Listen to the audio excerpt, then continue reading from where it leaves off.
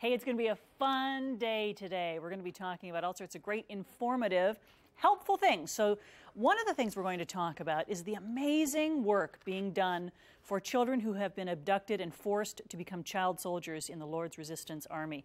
It's a harrowing tale. And what has happened to these children, thanks to the efforts of a very small group of people, is nothing less than astounding. So we'll be talking about the Children of Hope Uganda and what great work they're doing and how you can help. And then we're going to hear a great performance by John Orpheus as we get ready for his CD launch party and the movie that's coming out. Plus, you've probably been in this situation, if you're like me, at least once, dealing with unemployment. How do you get back on your feet? How do you deal with what happens in the aftermath in the office after a layoff? St. Patrick's Day drinks. We'll learn how to mix them with THR and company. And the guys from the comedy podcast, the Guilty Pleasures podcast, are going to share some of their favorite stories and shows from the past year. So that and so much more, because Daytime Toronto starts right now.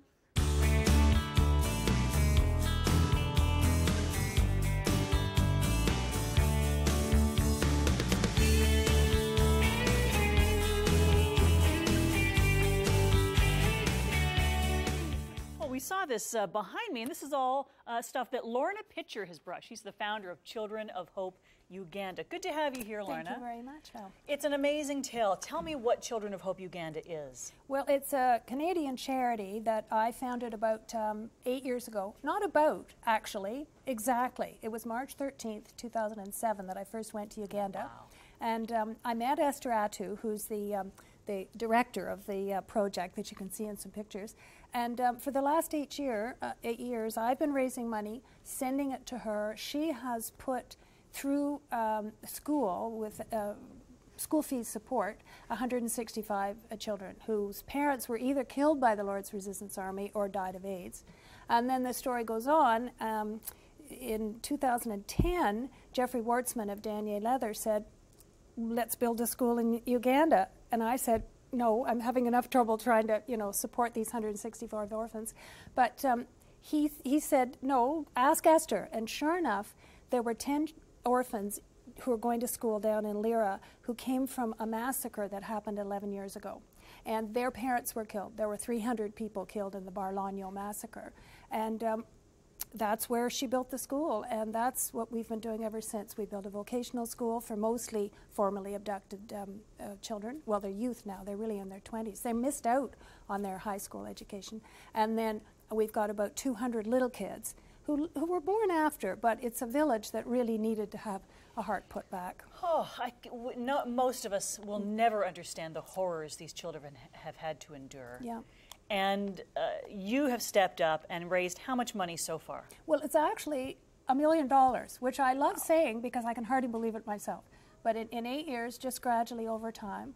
Wow. Yeah. One of the ways you help to raise money is to sell these goods made by some of the women in Uganda. Yeah, and this is actually how we've tried to tip it over from donations, which are lovely, but if we can have a social enterprise where the caregivers of the orphans are making this, like, it's hard to believe that's paper, isn't it? What? Yeah, even that. This is paper. Yeah. Each of these beads. Every single bead. You can actually see it on the picture here. They chop up old calendars, which is what she's doing right there. And they will roll every single bead separately, and then they'll hang the beads. I'm going to put this in front so you can see the next step. They dip them in a water-based lacquer, hang them up to dry 3 separate times. It's quite a long process. And then here are the ladies who are actually sitting around sort of like stringing the beads. Stringing the beads. Yeah. This is paper, which explains why it's so light. Yeah, it's lovely. And the lacquer means that it's perfectly durable? Yeah. I've worn one of these out in a rainstorm and thought, oh, I ruined my necklace, but it's fine. They never get wrecked. And they're very inexpensive. The beautiful one you're holding, which actually just came back in a traveler suitcase yesterday, hot off the press, that would sell for $20. That's a bargain. And it is a bargain, but the thing is that it buys a 4-inch foam mattress for the girls' dorm. So we could transform, recycle paper, give the ladies who are making the jewelry the money so they can pay school fees for their children, and then buy the mattress in the end. So it's a win-win all around. looks like they've color coordinated them, so they pick through the paper and find colors they want, do they? Some are solid colors. Like this one, you can actually see the writing on it, which is kind of fun. The longer beads, you can tell that it's paper. Wow. Some of the smaller beads.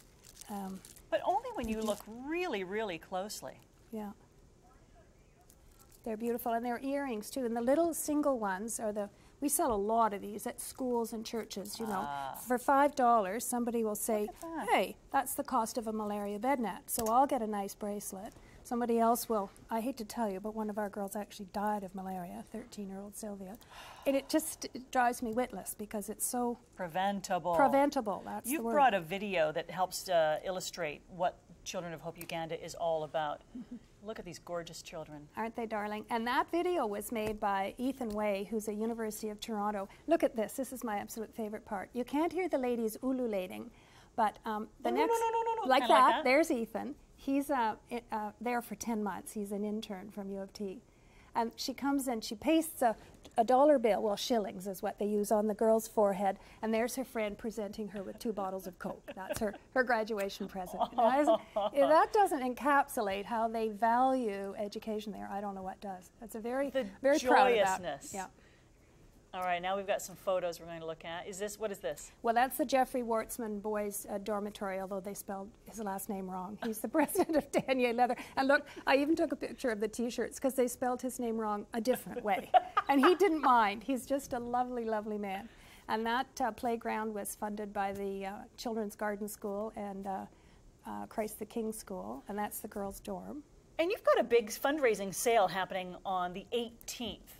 And this is one way we can buy some of these goods and help you raise the money. Exactly. If anyone can get down to Hard House Great Hall, which is beautiful anyway, the COHU Club, Children of Hope Uganda Club at University of Toronto, is hosting, it's called a $5 lunch. They have them on Wednesdays. And all of this will be for sale. So we'd love to see people come out and support. Get some beautiful jewelry. Are these figures made of paper as well, these people on the bike? It's a paper mache with the lady holding her goat. Oh my goodness. There's another lovely lady. Here's the goat. Can you see the goat? She's holding the goat there. You see that everywhere too. They actually do drive her. Oh yes, what they put on a bicycle. 2 people on a bike and with a goat. Yeah. Fantastic. And then who's this And Gloria made this one. These are called the Everyday Life dolls with a little baby on the back, which is something else that you see everywhere. Look at the baby. So they're very, very resourceful in how they make products and all the beautiful stuffed animals. Danier Leather actually raised $10,000 at Christmas. This Christmas and the Christmas before, selling the little mini ones. Really? And eBay is selling the big ones. If you go to eBay is this a big for one? Mom, yeah, that's a big one. It'd be $20, and it's a Mother's Day charity that they're doing. That's not my best giraffe. He's a reject actually, but all the giraffes sell out so quickly. So this guy here is not your best? No, absolutely He's not. Oh no, there's better. And the little guys are 7. This is great. We've got 45 seconds left. The money's going to this amazing organization to help these kids, and it turns out the rest of the family benefits as well, if there's any family left, right? Yeah, they have extended families. Oh, good. Sure. Yeah. If we want more information on the fundraising sale, which is on the 18th, or just your organization, where do we go? To childrenofhopeuganda.org. The website's being revamped, but Lorna Pitcher at Children of Hope, that's actually Lorna at childrenofhope.org. I'd love to hear from people. Thank you so much. Thank you, Val. This is really enjoyed it. Inspiring. Wow. Paper this stuff is made from. childrenofhopeuganda.org. Go there for all the details and buy some stuff. This is a great deal. I love